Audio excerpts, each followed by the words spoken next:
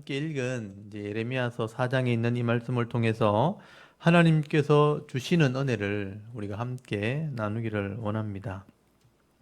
여러분, 이 예레미야서 4장 말씀에는요, 이 예루살렘이 이제 멸망하기 직전에 하나님 말씀을 알아듣고 돌아오는 자들에게 이 당부하는 말씀과 또 이 하나님 말씀을 듣고도 깨닫지 못하고 돌아오지 않는 그런 사람들에게 임할 심판에 대해서 말씀을 하고 있습니다.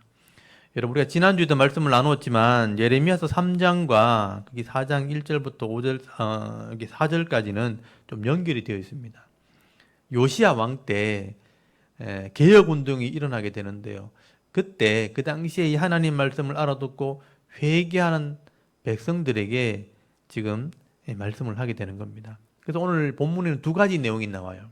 1절부터 4절까지는 요시야 왕 때 이 하나님 말씀을 듣고 돌아오는 자들에게 주시는 그 메시지가 기록이 되어 있고요. 하나님 말씀을 알아듣고 회개하는 자들에게 이제 마지막 피할 길이 있다 하고 알려주는 겁니다. 그리고 5절부터 단락이 나눠지죠. 5절에 동그라미가 그려져 있죠. 31절까지는 하나님 말씀을 그 당시에 알아듣지 못하고 또 깨닫지 못함으로 멸망의 길을 가는 이 백성들이 당하게 될 심판이 얼마나 무서운 것인가 하는 것을 설명을 하게 됩니다. 그리고 그 중간에 보시면 이 심판의 모습을 전하는 이 예레미야 선지자의 그 답답한 심정도 함께 기록이 되어 있습니다. 먼저 우리 당시에 그래도 하나님 말씀을 알아듣고 회개하는 자들에게 하나님 당부의 말씀을 하시는 내용이 나오는데요. 여러분 1절을 먼저 한번 보십시오. 여호와께서 이르시되 이스라엘아 내게로 돌아오려거든 내게로 돌아오라. 네가 만일 나의 목전에서 가져간 것을 버리고 네가 흔들리지 아니하며 진실과 정의와 공의, 이거 잘 보세요. 진실과 정의와 공의로 여호와의 삶을 두고 맹세하면 나라들이 나로 말미암아 스스로 복을 빌며 나로 말미암아 자랑하리라. 그렇게 말씀을 하죠. 여러분이 예레미야 3장에서도 말씀을 드렸지만 당시에 요시야 왕이요 성전을 수리하다가 이 성경책 율법을 발견하고 그 말씀을 읽고 옷을 찢고 왕이 회개를 하기 시작합니다. 그때 이 요시야 왕이요 왜 우리가 이렇게 타락하게 되었는가, 왜 이 나라가 이렇게 망하게 되었는가 하는 것을 깨닫게 된 거예요. 그래서 제사장들에게 이 백성들에게 이 말씀을 읽어주라, 백성들에게 말씀을 가르치라고 명령을 하게 되고, 그때 이 백성들이요 이 하나님 말씀을 듣고 잘못되었구나, 우리가 우상을 섬겼구나, 우상을 막 버리기 시작했고요, 자기 죄를 회개하는 개혁 운동이 일어나게 된 겁니다. 그래서 하나님께서 이 깨닫고 돌아오는 사람들에게 말씀하시는 거죠. 돌아오려거든 돌아와라. 근데 돌아오려면 그냥 돌아오는 게 아니고 철저하게 회개하고 돌아와야 되는 거예요. 말로만 내가 돌아오겠다 하면 안 된다는 거예요. 돌아오려거든 너희들이 섬기는 가증한 우상들 다 버리고 진실과 정의와 공의, 하나님 말씀이죠. 이 말씀대로 삶을 살고 또 말씀대로 살기로 작정을 하고 그렇게 돌아와야 된다는 거예요. 이게 회개거든요. 여러분 3절을 한번 보십시오. 3절에 보시면요 회개를 이렇게 하는 거다라고 말씀하는 거예요. 여호와께서 유다와 예루살렘 사람에게 이와 같이 이르노라. 너희 묵은 땅을 갈고, 이 부분을 잘 보세요. 묵은 땅을 갈아엎고 가시덤불에 파종하지 말라. 유다인과 예루살렘 주민아 너희는 스스로 할례를 행하여 너희 마음 가죽을 베래요. 마음 가죽을 잘라버리고 나 여호와께 속하라. 그리하지 아니하면 너희 악행으로 말미암아 나의 분노가 불같이 일어나 살아리니 그것을 끌 자가 없으리라. 그렇게 말씀을 합니다. 여러분 하나님께서 지금 말씀하는 거예요. 만일 너희가 회개하고 돌아올 사람이 있다면 네 삶을 완전히 바꿔야 한다는 겁니다. 그 삶을 바꾸기 위해서는요 제일 먼저 마음이 먼저 변화가 되어야 되는 거예요. 그래서 여기 무거운 땅을 간다는 표현이 뭐냐 하면요 마음의 밭을 다 갈아엎어야 된다. 이 마음의 밭을 갈아엎는다는 게 뭐냐 하면요 굳은 마음, 교만한 마음, 딱딱한 마음, 그거를 다 갈아엎고 우리 밭을 갈듯이 쟁기질 한다는 거 알죠? 딱딱한 땅은요 쟁기질을 해서 땅을 다 갈아엎어야 돼요. 그래야 씨를 뿌릴 수가 있는 거예요. 마음에 딱딱하고 교만했던 거 다 바꾸고 갈아엎고, 그리고 부드러운 마음이 되었을 때 거기에 말씀의 씨를 뿌리라는 것입니다. 그리고 또 하나, 이 할례를 행하되 네 마음의 가죽을 잘라버리라. 할례는 사람의 살을 자르는 거거든요. 근데 마음의 가죽을 잘라버리라, 이 말은 뭐냐면 마음에 있는 죄를 다 회개하라는 뜻이에요. 이 살을 잘라내듯이 네 죄를 다 잘라내고 철저히 회개하고 네 마음을 돌이켜야 된다. 여러분, 이미 범죄한 자들이요, 하나님께 돌아오려면 이렇게 죄를 철저하게 잘라내고 마음을 갈아엎고 삶이 변화된 상태에서 돌아와야 된다는 것입니다. 그리고 더 중요한 것은요, 그 마음에 죄를 잘라낼 뿐 아니라 하나님 말씀으로 채워야 돼요. 말씀이 채워져야 내가 변화가 되어지는 것입니다. 제가 조금 더 쉽게 얘기하면요, 만약에 술을 먹고 술이 중독이 돼가지고 병이 걸린 사람이 있다고 쳐봐요. 이 사람 살기 위해서는요, 병원에 가는 것만으로도 도움이 되겠죠. 근데 병원에 가는 것만으로 끝나는 게 아니에요. 병원에 가서 술 먹으면 똑같잖아요. 병원에 가도 술을 끊고 영양분이 있는 것을 계속 섭취를 해야 돼요. 안 좋은 것을 하지 않을 뿐 아니라 좋은 것을 계속 먹어야 이 몸이 회복이 되는 거예요. 회복이 되기도 하고 원래대로 건강으로 돌아오게 되는 것입니다. 그래서 하나님께서 이 죄인들에게 말씀하는 거죠. 네가 살기를 원한다면 죄를 끊어버리고 하나님 말씀을 따라 살아야 된다는 거예요. 그래야 심판을 피할 수 있는 겁니다. 그래서 여러분 4절 보십시오. 4절 끝에 보시면요, 유다인과 예루살렘 주민아, 너희는 스스로 할례를 행하여 너희 마음 가죽을 베고 나 여호와께 속하라. 여기 잘 보십시오. 나 여호와께 속해라. 그리하지 아니하면, 만약에 이렇게 하지 않는다면 너희 악행이 여전히 있게 될 것이고, 그러므로 나의 분노가 불같이 일어나서 불살라 버린다. 살으리니 그것을 끌 자가 없으리라. 다시는 기회가 없다는 거예요. 여러분, 회개하는 자는요, 스스로 할례를 하듯이 내 죄를 다 잘라내야 됩니다. 그리고 변화된 모습으로 하나님께 속해야 된다. 여러분, 하나님께 속한다는 말이 뭐냐면 하나님 말씀을 내가 가지고 살아야 된다는 얘기예요. 말로만 회개하고요, 계속 악을 행한다면 하나님의 분노가 그 죄로 말미암아 결국은 심판하게 될 것이라. 그래서 여러분, 우리가 교회에 오는 것만으로 끝나는 게 아니에요. 이 교회에 와서 하는 일이 뭐냐요? 죄의 모습을 늘 회개하고요. 더 중요한 것은 하나님 말씀을 잘 배워서 하나님 백성답게 거룩한 삶으로 자꾸 살아야 되는 거예요. 그래야 내가 변화되어지는 것입니다. 그래서 바울은요, 회개하고 죄사함 받았다면 성령의 충만함을 받으라 그래요. 성령의 충만함이 뭐예요? 하나님 말씀으로 내 마음을 채우라는 거예요. 회개하고 죄사함 받았다면, 예수 믿는 사람 되었다면 성령으로 충만하게 되어야 내가 복을 받게 되고 삶이 변한다는 것입니다. 그래서 나중에 베드로도 그런 말을 해요. 내가 하나님 믿고 구원을 받았다면 신령한 젖을 사모해야 된다. 어린아이처럼, 갓난아기처럼. 갓난아기는 먹을 걸 주지 않으면 안 자라나요. 맞죠? 준환이 갓난아기 때 뭐 먹었어요? 뭐 먹고 컸어요? 기억이 안 나죠? 우유를 먹고 컸던가 젖을 먹고 컸을까요? 갓난아이가 젖을 먹지 않으면 자라날 수가 없는 거예요. 성장할 수가 없는 거예요. 그래서 이 베드로는 그런 말을 해요. 너희가 구원받은 성도라면 신령한 젖을 사모해야 된다. 갓난아기처럼 젖을 사모하는데 신령한 젖이 뭐예요? 하나님 말씀이에요. 하나님 말씀을 늘 사모하면 이 말씀이 너를 구원하게 될 것이라 라고 말씀을 하게 됩니다. 여러분, 성도는요, 하나님 말씀을 배워서 이 말씀대로 살아가게 될 때 우리가 하나님 앞에 거룩한 백성으로 또 강건하게 되는 복을 받게 되어지는 것입니다. 여러분, 대부분의 성도들은요, 회개하는 것까지는 해요. 내가 부족한 걸 아니까. 근데 이 하나님 말씀을 제대로 배우지 못하고 또 말씀대로 잘하지 못하게 될 때, 성숙하지 못하게 되니까 얼마 가지 않아가지고 또 죄에 넘어가요. 또 죄악의 길로 돌아가고, 그 죄 때문에 고통을 당하고 또 회개하고 또 괜찮아지면 또 타락하게 되고, 이게 계속 반복되어지는 삶을 사는 것을 보게 됩니다.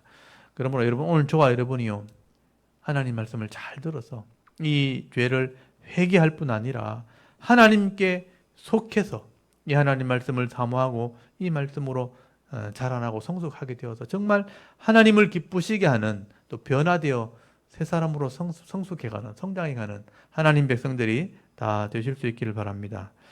그리고 여러분 5절부터 한번 보십시오. 5절부터 이제 31절까지는요, 그 당시에 결국 돌아오지 않는 백성들에게 임하게 될 하나님의 심판이 얼마나 무서운가 하는 것을 말씀을 하게 됩니다.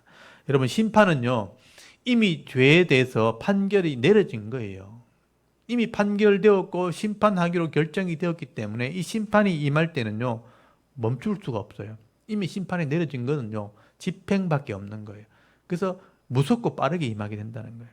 여러분 5절 보시면요, 하나님의 심판에 대한 경고가 나오죠.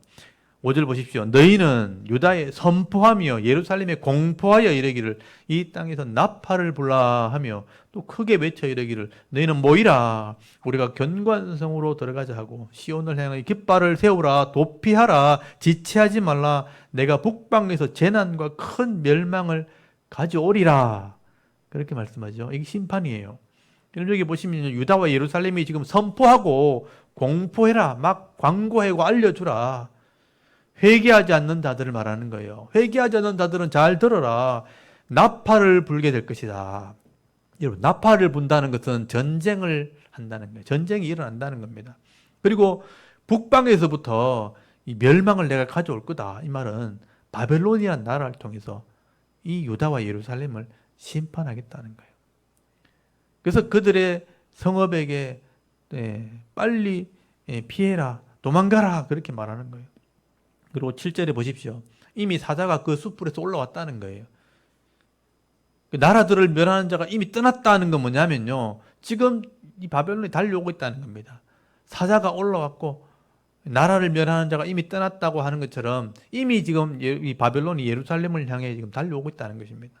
그리고 9절에 보십시오. 왕과 지도자들은요 낙심하고 제사장과 선지자들은요 깜짝 놀라게 될 거다. 순식간에 들이닥친다는 거예요.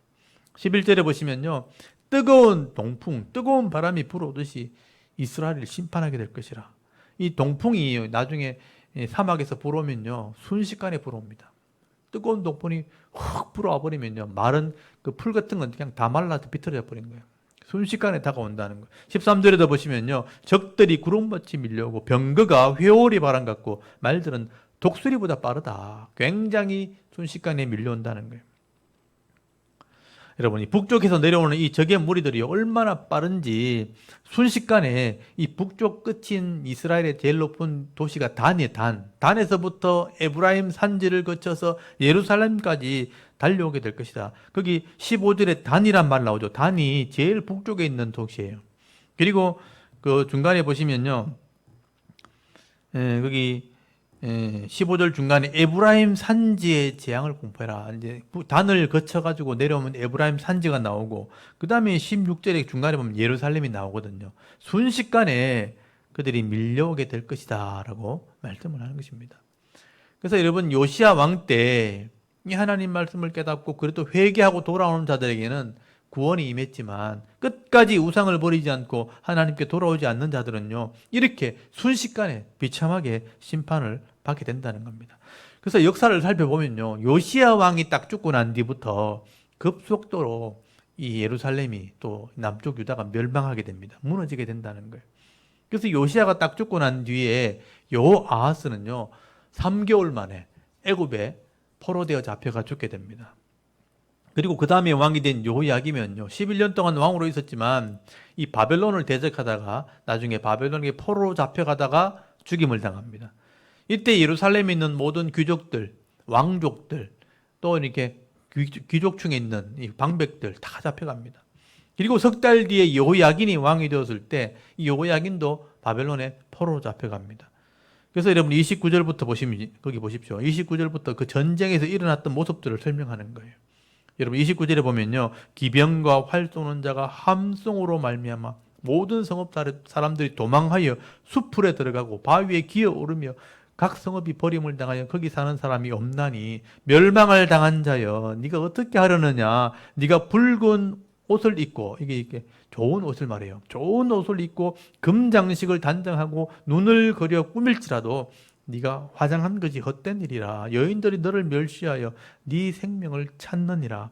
내가 소리를 들은 적 여인의 해산하는 소리 같고 초산하는 자의 목소리 고통하는 소리 같으니 이는 시온의 딸의 소리라. 그가 헐떡이며 그의 손을 펴고 이르기를 내가 화가 있도다. 죽이는 자로 말미암아 나의 심령이 피곤하도다. 나는 죽었다. 이렇게 한다는 거예요. 이게 전쟁을 통해서 죽게 되는 그 사람들의 모습을 설명하는 것입니다. 여러분 당시에 예루살렘에 임할 이 심판의 모습이 너무나 끔찍하고 비참했다는 거예요. 이 전쟁이 와서 적군들이 막 쳐들어오니까 도망갈 틈이 없는 거예요. 시간이 없어요. 숲불로 막 도망가고 바위 틈으로 막 기어오르는데 활을 쏘고 창을 던지고 끄집어내서 그들을 죽인다는 거죠. 이리저리 흩어져 도망가는데 다 죽임을 당하게 됩니다. 여기 보면 눈을 그리고 화장하는 자들이요 막 죽게 된다는 거예요. 좋은 옷을 입고 금장식을 하고 눈을 그리고 화장을 하던 이런 여자들도요 순식간에 죽임을 당하는 거죠. 화장을 하다 죽는다는 게 뭐냐면요 이렇게 될 줄 몰랐다는 거죠. 그래서 사람들이 소리를 지르는데 해산하는 자의 여인의 소리 같다. 아기를 낳을 때 여자들이 소리 지르거든요. 아파 죽겠다고 막 이게 해산하는 초산하는 처음 아기 낳는 사람이 소리 지르듯이 사람들이 소리를 지면서 도망을 다니고 그렇게 두려워서 죽게 된다는 거예요. 그래서 거기 31절 제일 마지막에 보시면요. 여기 한번 보십시오. 화로다 이런 말 하죠. 화로다. 그들이 헐떡이면서 손을 펴고 이러기를 내게 화가 있도다. 큰일 났다. 내가 죽게 되었다. 아이고 내가 죽었구나 하면서 그렇게 다 죽고 심판을 받는다는 것입니다. 신약에 있는 표현대로 하면요. 지옥에 가는 사람들이 너무 고통스러우니까 슬피 울며 이를 갈았다고 됐거든요. 사람들이 그렇게 슬피 울면서 이를 갈면서 그렇게 죽임을 당했다는 거예요. 이게 그 당시 심판받는 사람들의 이 비참한 모습이라는 것입니다.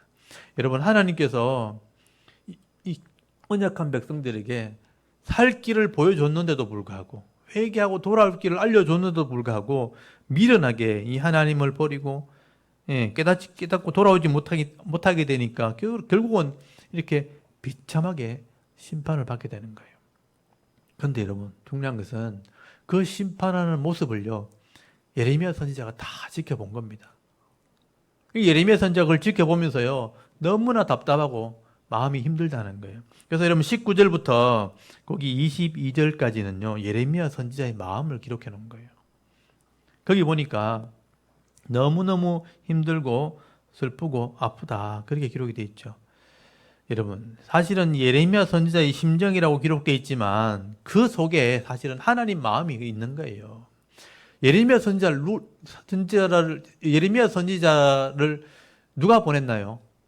하나님이 보낸 거잖아요. 예레미야 선지자의 그 아픈 마음이 사실은 하나님 마음을 얘기하는 겁니다. 그래서 여러분 19절 한번 보십시오. 19절에 보면 슬프고 아프다. 내 마음 속이 아프고 내 마음이 답답하여 잠잠할 수 없으니 이는 나의 심령이 나팔 소리와 전쟁의 경보를 들음이로다. 예레미야가요 나팔 소리와 전쟁의 경고 소리를 듣게 되는 거예요. 이 백성들이 죽임 당하는 걸 본다는 거예요. 20절에 보면요 패망이 연속하여 온 땅이 탈취를 당하니 나의 장막과 휘장은 갑자기 파멸되도다.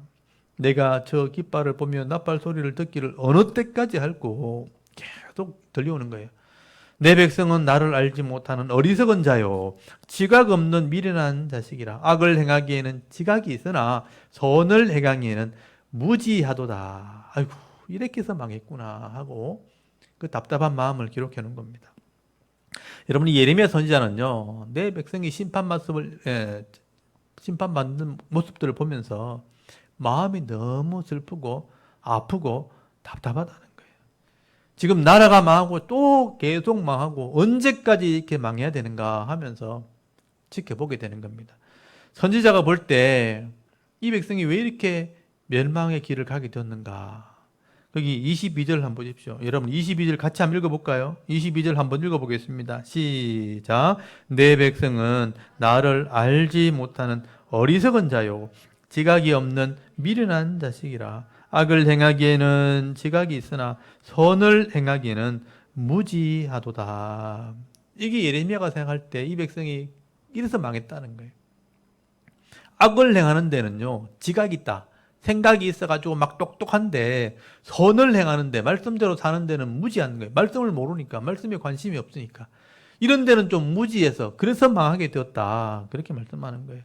그래서 여러분 신약 성경에도 보면요 사도 바울이 성도들에게 늘 하는 말이 있어요. 너희는 좀 선한 데는 좀 지혜롭고 악한 데는 좀 미련해라. 하나님 말씀에는 좀 똑똑하고 이 세상 일에는 좀 미련해도 된다. 그래서 선한 일에는 지혜롭고 악한 일에는 좀 미련해라. 그렇게 말씀을 하는 거예요. 여러분 이게 바로 하나님의 마음입니다. 하나님 백성들이요 말씀에 좀 관심을 가지고 선한 데 지혜롭고 이 악한 데는 좀 밀어냈으면 좋겠는데 악한 데만 지금 관심 있고 선한 데는 자꾸 밀어나가는 거예요. 여러분 세상 사람들 한번 보십시오. 오늘 많은 사람들이요 악한 데 더 관심 있는 거예요. 그런데 더 빠르게 머리가 더 빨리 돌아가요. 그래서 돈 버는 일 그런 데 관심이 있고요. 또 세상에서 즐기는 데 바쁜 거예요. 맛집은 어떻게 기가 막히게 찾아내는데 또 좋은 여행지는 그렇게 막 검색을 해가 찾아내는데 하나님 말씀을 배우는 데는 안 가요. 하나님 말씀에는 별로 관심이 없어요. 그래서 하나님 말씀을 배우지 않게 되니까 어리석게 되어지고 미련하게 되어지니까 결국 죄를 짓고 망하는 길인데 그거 계속 간다는 거예요. 그래서 사람들이 고통을 당하고 멸망의 길을 하게 되는 것입니다. 여러분 성도들은요 하나님 말씀에 능해야 되고 하나님 말씀을 깨달아 죄를 구별하는 삶을 살게 될 때 자기 인생에서 죄를 이기는 삶을 살게 되는 거예요. 스스로도 이기게 되는 거예요. 승리의 삶을 살게 되는 것입니다. 여러분 오늘도 예레미야서 4장 말씀을 이렇게 보시면서요 회개하고 돌아오는 자들과 또 끝까지 돌아오지 않고 어리석은 길 가는 이 백성들을 이 모습을 보면서 여러분 모습을 한번 돌아보시길 바랍니다. 나는 돌아오는 자인가? 끝까지 고집 부리고 안 돌아오는 자인가? 한번 돌아보시기 바랍니다. 오늘 저와 여러분요 이 말씀을 통해서 하나님 마음을 좀 잘 깨달으시고요 세상의 죄는 좀 미련하더라도 하나님 말씀에 지혜로운 자가 되고 또 이 마음을 기경해서 마음을 갈아엎고 늘 회개하며 진실과 정의와 공의를 행함으로 구원받은 백성이 될 뿐 아니라 또 많은 사람들을 하나님께로 인도할 수 있는 이 축복의 통로가 되어서 살아갈 수 있는 저와 여러분의 이런 영적인 삶의 모습이 될 수 있기를 주의 이름으로 축원합니다. 아멘. 우리 잠깐 기도드리겠습니다. 하나님 오늘도 이 수요 예배 시간에